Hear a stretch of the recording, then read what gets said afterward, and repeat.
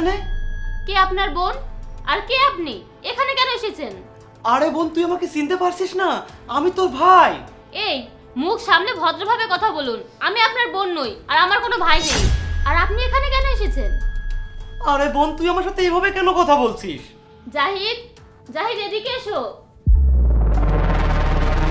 দেখো তো এই বেয়াদব লোকটি কি বলছে, আর সে এখানে কেন এসেছে। আরে সে আমাদের নতুন ড্রাইভার। কিন্তু সে আমাকে সম্মান দিয়ে কথা বলেনি। তার সাহস কি করে হলো আমাকে তুই তুই করে কথা বলে বোন বলে ডাকার? এই, তুমি তোমার ম্যাডামকে বোন বলে কেন রেখেছো? আর তুই তুই করে কেন কথা বলছো? স্যার, সে সত্যি আমার বোন। আমি কিছুদিন আগে বিদেশ থেকে বাড়িতে এসেছি। বাড়িতে এসে আমি আমার বোনকে বাড়িতে খুঁজে পাইনি।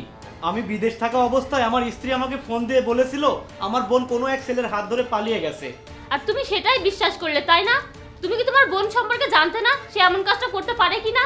তুমি তোমার বউয়ের কথা শুনে আমার কোনো খোঁজই করলে না। সে আমাকে বলেছিল সে কোথায় চলে গেছে আমি জানি না। আমি বিদেশ থেকে তোকে কিভাবে খুঁজতাম? কিন্তু তোমার বউ আমাকে বলেছিল তুমি আমাকে বাড়ি থেকে বের হয়ে যেতে বলেছো।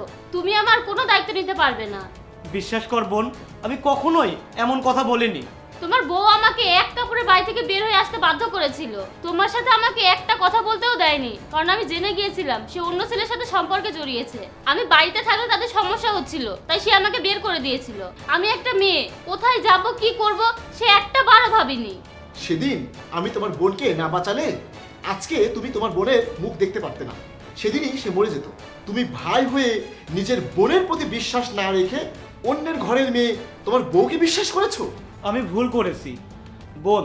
আমি প্রথমে তার সব কথাই বিশ্বাস করেছিলাম, কিন্তু বিদেশ থেকে আসার পর বাড়িতে জানতে পারলাম সে আমার সাথে প্রতারণা করছে। আমার সব টাকা আত্মসাৎ করেছে, অন্য একজনকে নিয়ে সংসার করছে। আমি তাকে আমার বাড়ি থেকে বের করে দিয়েছি। কিন্তু তারপর তোকে অনেক খুঁজেছি বোন, তোকে পাইনি। কিন্তু তুমি ড্রাইভারের চাকরি কেন নিয়েছো? তারপর বিভিন্ন সমস্যায় আমি আর বিদেশে যেতে পারিনি।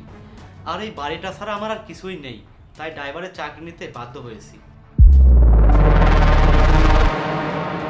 অপু, আজ থেকে এই মেয়েটা আমাদের বাসায় কাজ করবে। ভাবি, তুমি এখানে কাজ করতে এসেছো কেন? তোমার তো অনেক ভালো থাকার কথা।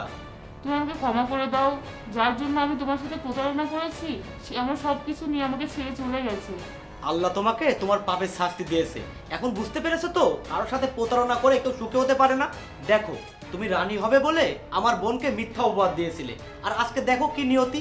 আজ আমার সেই বোন হয়েছে রাজরানী, আর তুমি হয়েছো তার চাকরানী।